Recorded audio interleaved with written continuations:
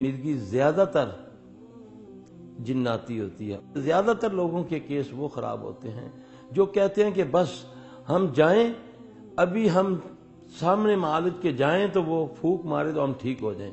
نبی نے فرمایا کہ تو اس پر صبر کرے گی تو اللہ تجھ کو جنت دے گا۔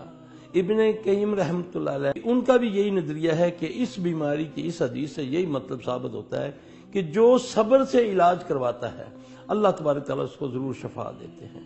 ہمارے اس کام میں سب سے خطرناک کام بھی یہی ہے، اسیب کا، جادو کا، اور ہم چاہتے ہیں بغیر پیسوں کے اور جاتے ہی وی آئی پی ہمیں ٹریٹمنٹ ملے اور جاتے ہی ہمیں پھونک بجے یا کوئی ایسا طریقہ ہو ریڈی میڈ ہمارا کام ہو جائے۔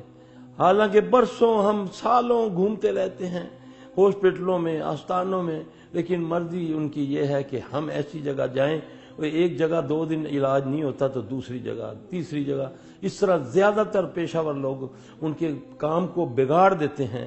جو جنات کے ساتھ کام کرتے ہیں، جن ان کو جو مشورہ دیتا ہے وہ اس حساب سے مریضوں سے کام لیتے ہیں، وہ اور زیادہ پکے سے پکا ہوتا جاتا ہے، مریض بے لا علاج ہو جاتا۔ اللہ تعالیٰ کے نبی صلی اللہ علیہ وسلم سے طریقے موجود ہیں، حدیث قرآن میں ہیں۔ اللہ تبارک و تعالیٰ نے سب سے بڑا فضل ہم پر یہ کیا کہ ہم نبی صلی اللہ علیہ وسلم کی امت میں سے ہیں، اور نبی علیہ السلام صلی اللہ علیہ وسلم نے کون سا طریقہ جو ہم تک نہیں پہنچایا۔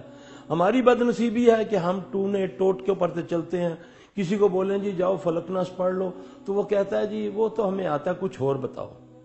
اب جو نبی صلی اللہ علیہ وسلم پڑھ کے حسن حسین کو دم کرتے ہیں وہ ان کو آتا بھی ہے، لیکن ان کا دل شیطان مطمئن نہیں ہونے دیتا۔ پھر وہ کہتا ہے جاؤ اتنے لاکھ بار یہ پڑھو تو اتنے لاکھ بار یہ پڑھو۔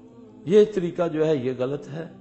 اللہ تبارک و تعالیٰ اسی میں برکت ڈالے گا جو سنت کے مطابق ہوگا۔ اللہ تبارک و تعالیٰ ہمیں محمد صلی اللہ علیہ وسلم کی سنت پر چلنے کی توفیق عطا فرمائے۔